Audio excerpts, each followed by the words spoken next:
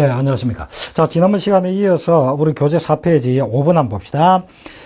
수익자 총회에 대한 설명은 틀린 것은 이랬는데, 4번 문제에서 수익자 총회에 대해서 정의를 싹 했죠. 자, 그러면 한번 봅시다. 1번에 수익자 총회는 수익증권 5% 이상 보유 수익자로 구성된다. 아니지. 수익자 총회는 수익자 전원으로서, 전체 수익자로서 구성이 되고요. 구성이 되고, 단지 이런 수익자 총회의 소집을 요구할 수 있는 것이 신탁업자가 요구할 수가 있고, 그 다음에 발행된 수익증권 총수의 5% 이상의 보유 수익자가 요구할 수 있는 거예요.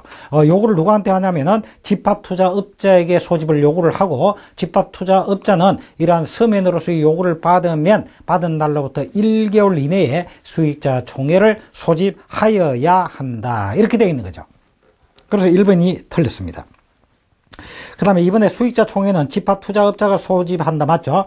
3번에 신탁업자 또는 수익증권 5% 이상 보유 수익자가 수익자 총회의 소집을 요청하는 경우 집합투자업자는 1개월 이내에 소집하여야 한다. 맞죠?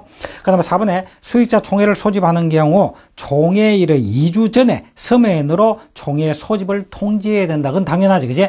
그래서 서면을 통지해야 소집에 이제 응해서 올 거 아니에요. 그걸 알려줘야 되겠죠. 그럼 알려주는 거는 총회일의 2주 전에 수민으로 통지해야 됩니다. 2주 전. 됐죠. 그죠?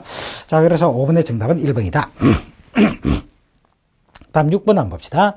수익자 총회에 대한 설명도 틀린 것은 했는데, 자, 발행된 수익증권의 총자수의 3분의 1 이상의 출석으로 성립한다. 아니죠. 자, 수익자 총회 어떻게 됐다?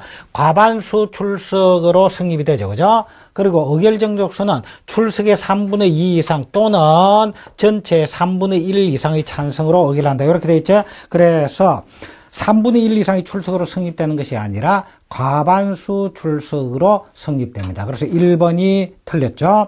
다음 2번은 출석 수익자 의결권의 3분의 2 이상과 발행된 수익증권의 총자수의 3분의 1 이상의 찬성으로 의결한다. 맞죠? 그죠? 그 다음에 수익자는 수익자 총회에 출석하지 않고 서면에 의해서 의결권을 행사할 수 있다라고 그랬죠. 그죠? 의결권을 행사할 수 있다. 그 다음에 4번에 집합투자업자는 수익자 총회의 회의 개시 시각에서 1시간이 경과한 때에도 회의가 성립되지 않은 경우 수익자 총회를 연기할 수 있다. 이건 무슨 말이냐 하면, 자, 집합투자업자가 수익자 총회를 이제 소집을 했는데, 의사정족수가 과반수 출석이단 말이야. 과반수 출석인데, 개시 시간이 됐는데도 과반수가 되지 못했어. 그럼 아직 성립이 안 됐지. 기다린단 말이야. 자, 기다리는데 1시간을 기다렸어. 그래서 1시간이 경과되어도 역시 회의가 성립되지 못하면 어떻게 할 거냐? 마냥 기다릴 거냐? 아니다. 연기할 수 있다. 이 말이지. 그지? 그래서 수익자 총회를 연기할 수 있다. 한 1시간 정도 기다렸는데도 회의가 성립 안 될 때는 수익자 총회를 연기할 수 있다. 이겁니다. 자, 그래서 6번의 정답은 몇 번이 된다고요? 1번이 정답이다. 이런 이야기죠. 자, 그 다음에 7번 문제 봅시다. 투자회사에 대한 설명도 틀린 것은 투자회사입니다. 자, 투자회사도 문제 4에서 설명을 다 했죠. 그럼 하나하나 읽어봅시다. 자, 투자회사 이사는 법인이사와 감독이사로 구분이 되죠. 그죠? 법인이사는 바로 투자회사를 대표합니다. 대표하고 업무를 집행합니다. 집행하는데 누가 된다? 바로 집합투자업자가 된다. 그래서 당해 투자회사의 집합투자업자가 법인이사가 된다. 이 말이죠. 자, 그런데 감독이사는 2인 이상이어야 되죠. 2인 이상이어야 되며 투자회사의 업무 및 재산상을 감독하는 이사이다. 맞습니다. 다음 4번. 투자회사의 대주주 및 그 특수관계인은 법인이사가 될 수 없다라고 했는데 그게 아닙니다. 그러니까 투자회사의 대주주 그리고 특수관계인이 주로 집합투자업자가 되겠죠. 그러니까 주로 법인이사가 됩니다. 법인이사가 되고요. 단지 이런 법인이사의 업무라든지 또는 재산사항 같은 걸 감독하는 자가 이러한 법인이사와 어떤 특수관계에 있다 이래서는 안 되겠지. 그러니까 감독이사가 될 수 없다 이래야 돼. 그래서 투자회사의 대주주 및 그 특수관계에 있는 감독이사가 될 수 없다 이래야 됩니다. 그래서 4번이 정답입니다. 자, 해설 한번 읽어보죠. 해설이 잘 되어 있으니 여러분들 해설을 통해서 딱딱 정리를 해야 됩니다. 법인이사는 투자회사를 대표하고 업무를 집행하는 이사인데 당해 투자회사의 집합투자업자가 법인이사가 된다. 감독이사는 2사람 이상이어야 하며 투자회사의 업무 및 재산사항을 감독하는 이사이기 때문에 투자회사의 대주주 및 그 특수관계에는 감독이사가 될 수 없다. 됐죠? 오케이. 그래서 7번의 정답은 4번입니다. 자, 이제 8번 들어갑시다. 집합투자기구의 설립에 대한 설명 중 틀린 것은 이랬죠. 자, 설립을 어떻게 하느냐 이런 이야기입니다. 그래서 집합투자기구의 설립은 일단 신탁, 투자신탁의 설립은 신탁업자와 신탁계약의 체결을 통해서 설립합니다. 그래서 투자신탁은 신탁업자와 신탁계약을 체결함으로써 설립된다. 맞는 말입니다. 자, 그 다음에 투자회사는 주식회사로 투자를 하죠. 그럼 발기인이 있어야 되죠. 그죠? 그래서 투자회사를 설립하기 위해서는 발기인이 정관을 작성해서 기명 날인하여야 하는데 발기는 몇 명 이상이면 된다? 1인 이상이면 됩니다. 그래서 발기인은 1인 이상이면 돼. 1인 이상. 한 사람 이상이면 돼. 1인 이상의 발기인이 한 사람 이상의 발기인이 정관을 작성하여 기명 날인하여야 합니다. 그래서 해설해 보니까 투자회사를 설립하기 위해서는 1인 이상의 발기인이 정관을 작성하여 기명 날인하여야 한다. 이렇게 되어 있죠. 자, 1인 이상의 발기인 밑줄자 끊어 놓으시고요. 그러니까 2번이 틀렸죠. 2번이 정답이고 3번 집합투자기관은 금융위원회에 등록하여야 합니다. 그래서 자, 집합투자기관, 투자신탁이든 투자회사가 이렇게 이제 설립이 되면 이걸 금융위원회에 등록해야 됩니다. 그래서 금융위원회에 등록해야 하며 금융위원회에 등록한 집합투자기구 관련 사항이 변경된 경우에도 역시 변경 등록을 해야 됩니다. 그래서 변경된 날로부터 2주 이내에 금융위원회에 변경 등록을 해야 합니다. 그러니까 어디에 등록한다고? 금융위원회에 등록하는 거예요. 설립했을 때 금융위원회에 등록하고요. 그 다음에 그 등록된 내용에 대해서 변경사항이 있을 때는 변경된 날로부터 2주 이내에 변경 등록해야 합니다.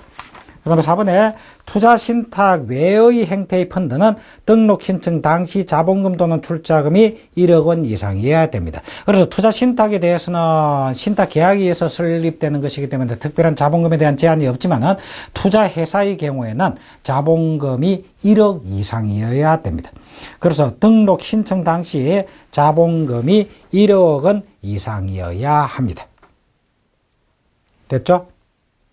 자, 그 다음에 9번에 집합투자 정권의 발행입니다. 이제 자, 그러면 집합투자 이 정권의 발행이죠. 자, 정권의 대표적인 것이 투자신탁의 경우는 수익정권이고요.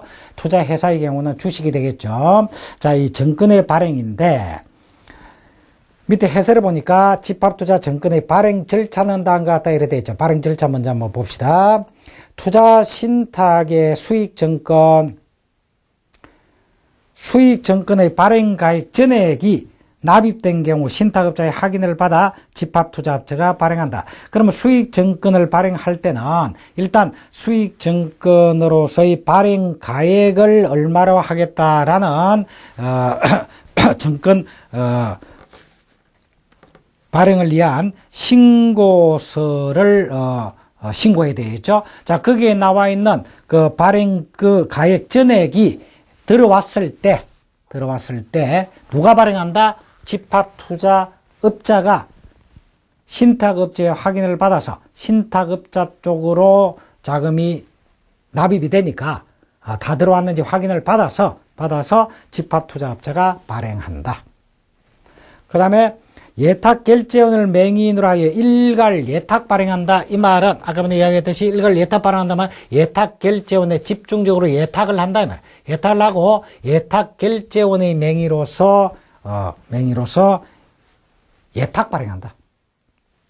결제원에 예탁되는 겁니다. 따라서 투자자는 수익증권을 보관하지 않고 투자 신탁 설정 시부터 투자 매매업자라든지 투자 중개업자, 투자 매매업자, 투자 중개업자가 판매회사야. 이 판매회사가 투자 매매업자, 투자 중개업자에 해당이 되고 현실적으로는 증권회사나 은행이 맡고 있습니다. 자, 통해서 예탁결제원에 예탁을 하고 실물 수익증권이 필요한 경우에는 예탁을 하고 수익증권 통장을 받아서 관리를 하는데 만일에 이 투자자가 실물인 수익증권이 필요한 경우는 어떻게 하느냐? 필요한 경우에는 투자 매매업자나 투자 증권업자를 통해서 예탁결제원으로부터 반환받을 수가 있습니다.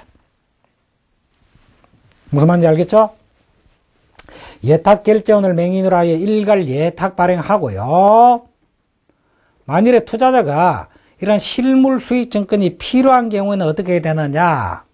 판매회사에 신청을 하면 판매회사가 예탁결제원에 또 신청을 해서 반환받을 수가 있다.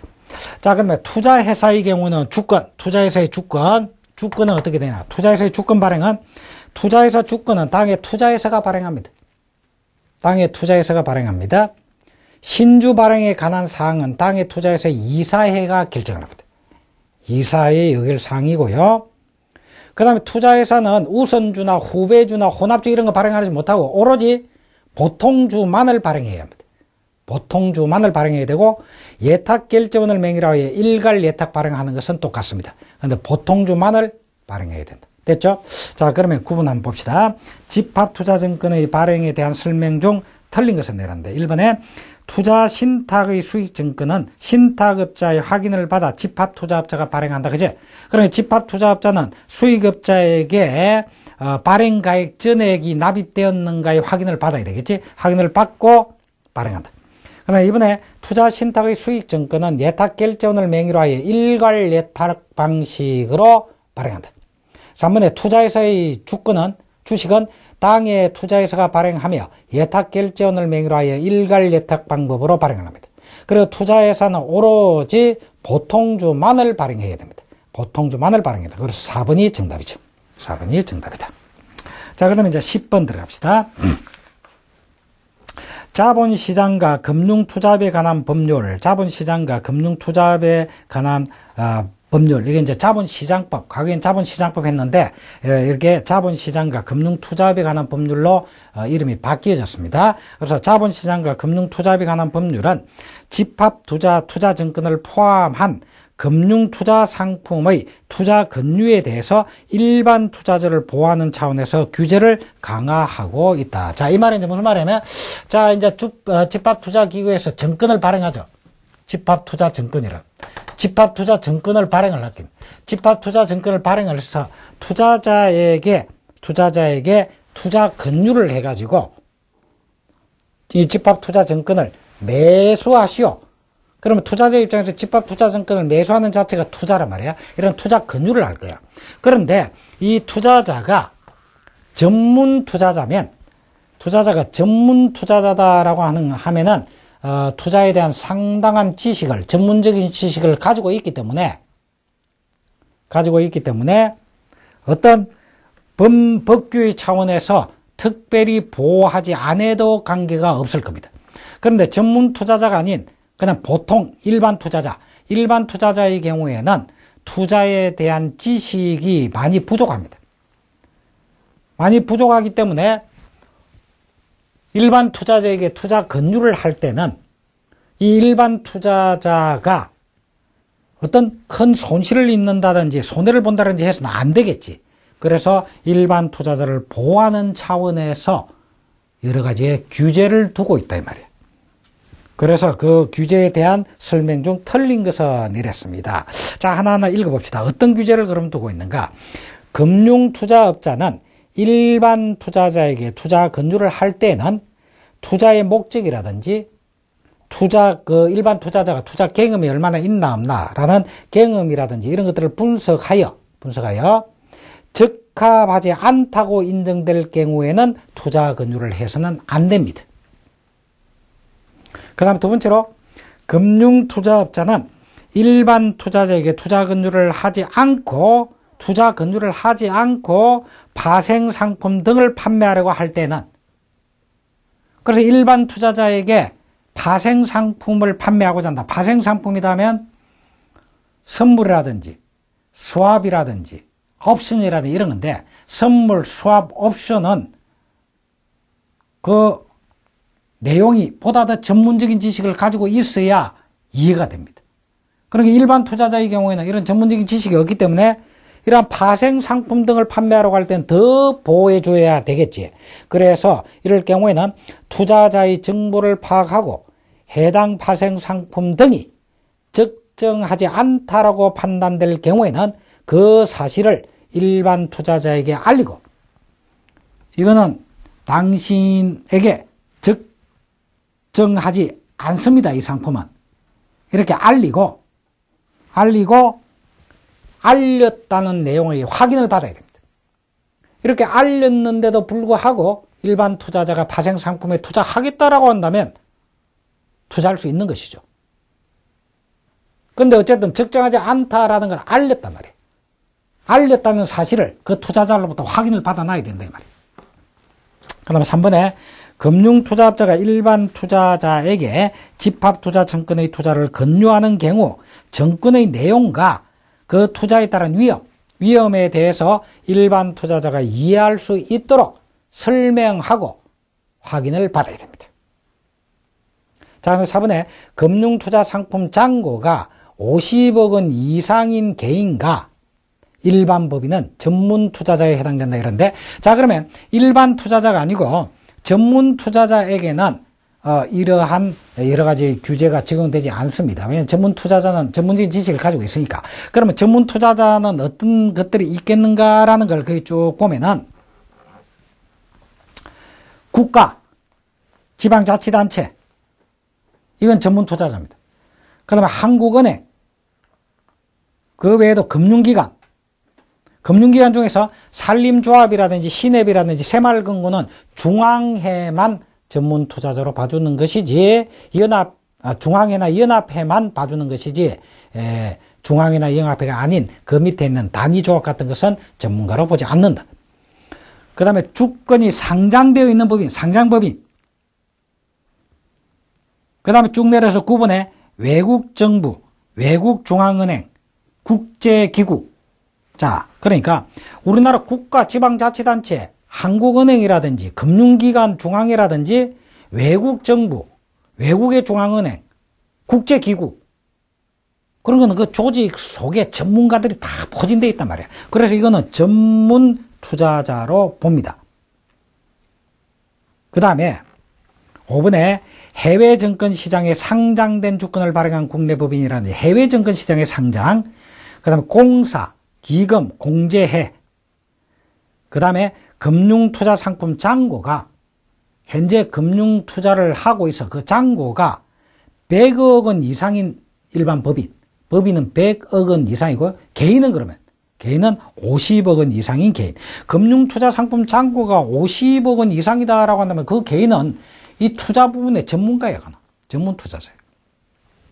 이런 것들은 전문 투자자에 해당이 되는데, 단지 해설의 둘째 줄, 일반 투자자를 전문 투자자로 대우하는 것은 허용되지 않습니다. 왜냐하면 일반 투자자에 대해서는 일반 투자자의 보호를 위한 이러한 규제가, 강화된 규제가 적용이 돼야 되지. 그러니까 일반 투자자를 전문 투자자 취급을 해가지고 이런 거 안 해준다, 그건 안 돼.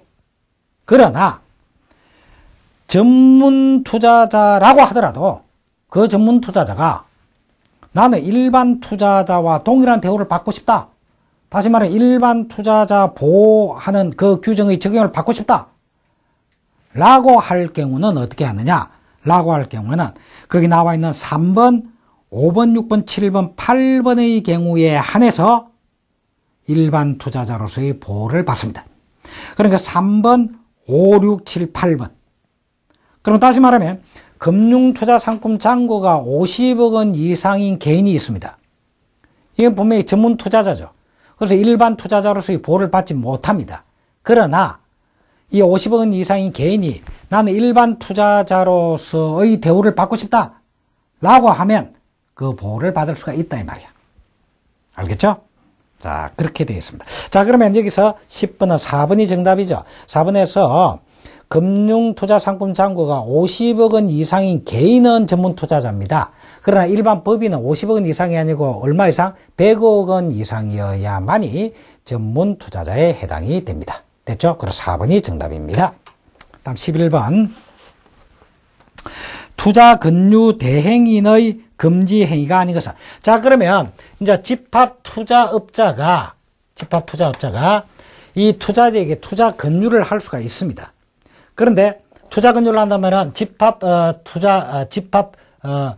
증권을 매수하라고 이렇게 근류를 할 수가 있습니다. 그런데 이런 근류를 할 수 있는 대행인을 선정해서 이 대행인이 근류할 수도 있습니다. 그래서 이런 대행인은 투자 매매업자나 투자 중개업자가 대행인이 되겠죠. 그래서 투자 매매업자나 투자 중개업자를 선정을 해서 거기서 투자 근류를 할 수 있도록 대행시킨단 말이에요. 그러면 이 대행인이 할 수 없도록 금지되어 있는 행위가 어떤 것이냐 이런 얘기야. 그 밑에 해설을 보면 투자 근류 대행인의 금지 행위는 다음과 같다라고 해가지고 쫙 나열이 되어 있지. 13가지가 나열이 되어 있어. 그래서 이 13가지를 전부 다 여러분들이 암기를 해야 되겠지만 곰곰이 생각해 보면 요거는 투자를 근류하는 대행인이 하면은 일반 투자자의 입장에서 잘못하면 손해나 손실을 입을 가능성이 있겠구나라고 하는 그런 행위들은 금지되어 있다 이렇게 보시면 돼. 자, 그리고 예를 들어서 금융투자업자를 대리하여 계약을 체결하는 어디까지나 근류 대행이지 근류를 대행하는 것이지 계약을 대행하는 것은 아니야.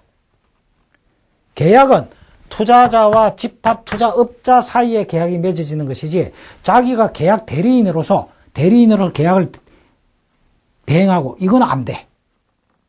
무슨 말인지 알죠? 그러니까 근류만 대행하는 거예요. 그래서 금융투자업자를 대리하여 계약을 체결하는 행위는 안 됩니다. 그 다음에 투자자를 대리해서 계약을 체결한다. 이것도 안 됩니다. 그러니까 이쪽이나 대리인으로서 계약을 대리하는 건 안 돼. 그 다음에 세 번째로 투자자로부터 금융투자 상품에 대한 매매 권한을 위탁받아가지고 매매 권한을 위탁받아서 대행은 어디까지나 근류만 대행하는 거지 매매 대행은 못한다. 그 다음에 투자자로부터 금전, 정금, 그 밖의 재산을 수취하는 행위. 자기 자신이 직접 수취하는 행위는 안 된다. 그 다음에 위탁받은 투자 근류 대행 행위를 자기가 해야지 자기가 근류 대행인으로 위탁을 받았는데 그 근류 대행 행위를 다른 제3자에게 재위탁한다. 이거 안 돼. 위탁받기 위해서도 일정한 자격이 필요한데 자기가 그냥 제3자에게 다시 위탁하고 이렇게 하면 안 된다. 재위탁 안 돼. 그렇죠? 그 다음에 제3자로 하여금 투자자에게 금전을 대여 빌려주도록 투자자에게 돈 빌려주도록 제3자에게 투자자에게 돈을 빌려주도록 말이야. 중개한다, 알선한다, 대리한다. 이거 안 돼.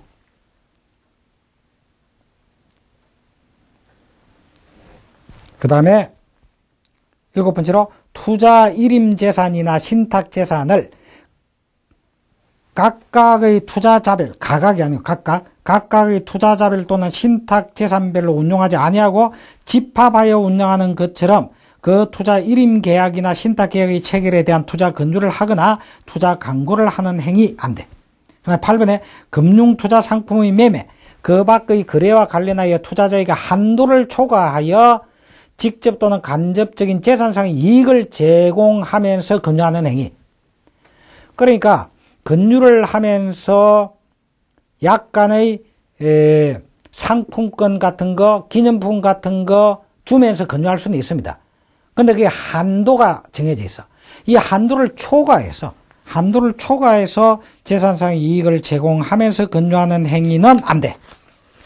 가로 안에 매매와 관련하여 투자자에게 단순한 기념품을 제공하는 것은 허용된다. 다만 과도한 재산상의 이익을 제공하면서 근유하는 것은 금지된다. 그래서 투자자에게 한도를 초과하여 직접 또는 간접적인 재산상의 이익을 제공하면서 근유하는 건 안 된다. 자, 8번 특기 스타 해놓으시고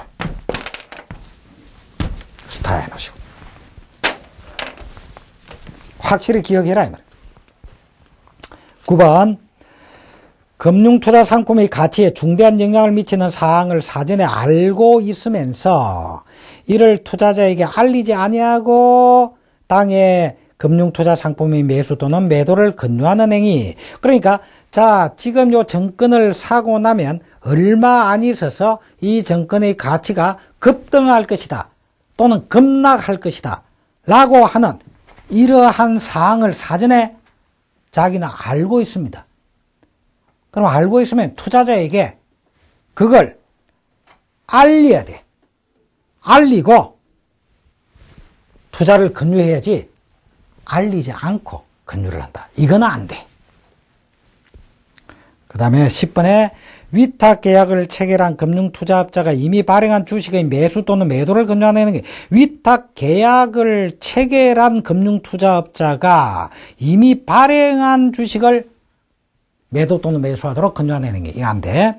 그 다음에 투자 목적, 재산 상황 및 투자 계획 등을 감안하지 아니하고 투자자에게 지나치게 빈번하게 투자 근유를 하는 행위도 안 되고요.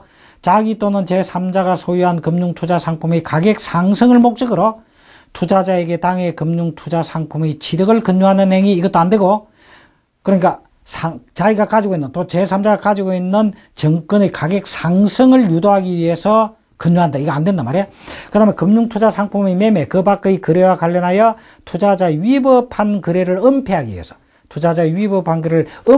위해서, 부정한 방법을 사용하도록 근유하는 행위, 이런 거 안 된다 이 말이에요. 됐죠? 자, 그러면 11번 문제를 풀어봅시다.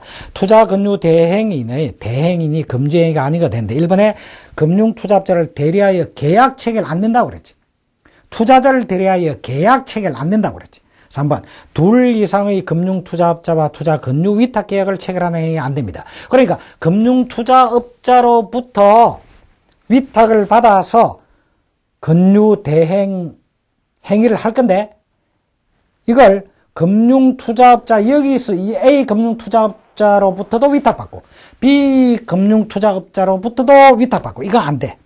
둘 이상의 금융투자업자로부터 위탁계약을 체결하는 행위는 안 돼. 그 다음에 4번에 금융투자상품의 매매와 관련하여 투자자에게 기념품을 제공하면서 근유하는 행위 정도는 괜찮다고 그랬지. 그러니까 한도를 초과하여 직접 간접적으로 재산상의 이익을 주는 행위를 하면서 근유하는 건 안 되지만은 한도를 초과하지 않는 범위 내에서는 괜찮다. 그러니까 기념품 정도 주면서 근유하는 행위는 괜찮다 이 말이야. 그래서 4번이 정답이다 이런 이야기입니다. 4번이 정답이다. 됐죠? 자, 그 다음에 12번 문제 한번 봅시다. 집합투자증권의 광고. 자, 집합투자증권에 대해서 광고를 하고 투자자들이 이것을 매수하도록 광고를 해야 되겠지. 근데 광고에 반드시 포함시켜야 될 사항. 자, 1번 집합투자증권의 취득 전에 투자 설명서를 읽어볼 것. 투자 설명서를 반드시 읽어봐라 라는 내용은 반드시 들어가야 됩니다. 투자 설명서의 내용을 모르고 투자했다가 손해를 입을 경우가 발생되면 안 되겠다. 그래서 투자 설명서의 내용을 반드시 읽어봐라 라는 것은 광고할 때 반드시 포함시켜야 돼. 그 다음에 3번에 투자 원금에 대한 손실이 발생할 가능성도 있습니다. 그리고 그 손실이 발생되면 그것은 투자자에게 기속이 됩니다. 라고 하는 사실은 반드시 광고해야 돼. 그 다음에 세 번째로 과거 운용 실적이 미래 수익률을 보장하지 않는다는 사실도 반드시 해야 돼. 과거에 요 증권의 수익률이 얼마 됐는데 그렇기 때문에 앞으로도 요 증권은 그 이상의 수익이 나올 것입니다 라고 하면 안 돼. 앞으로 나올지 안 나올지, 과거에는 요만큼 수익을 얻었지만 앞으로 손실을 볼 수도 있어. 그래서 과거 운용 실적이 미래 수익률을 보장하지는 않습니다 라는 내용을 반드시 이해해야 된단 말이에요. 이거는 투자증권 광고를 할 때 반드시 넣어줘야 되는 내용이에요. 그러나 이번에 나와 있는 판매 수수료 및 판매 보수의 한도가 얼마다? 판매 수수료가 증권 판매 대금의 2% 이내입니다. 판매 보수는 1% 이내입니다. 이런 내용을 광고에 열 필요가 있느냐? 그거는 열 필요 없어. 반드시 그건 열 필요가 있는 내용이 아니야. 그래서 2번이 정답입니다. 자, 해설 한번 읽어보면 집합투자증권 취득 전에 투자 설명서를 반드시 읽어볼 것을 권고하는 내용. 투자 원금 손실 가능성이 있고 그러한 손실은 투자자에게 기속된다는 사실, 과거의 운용 실적이 미래 수익률을 보장하지 않는다는 사실, 이러한 것들은 집합투자증권의 광고에 반드시 포함시켜야 할 사항이다. 이렇게 돼 있죠. 그래서 12번의 정답은 2번이 정답이다. 아시겠죠? 자, 여기까지 하고 좀 쉬었다가 다음 나가도록 하겠습니다. 자, 이번 시간 여기까지 하겠습니다. 수고하셨습니다.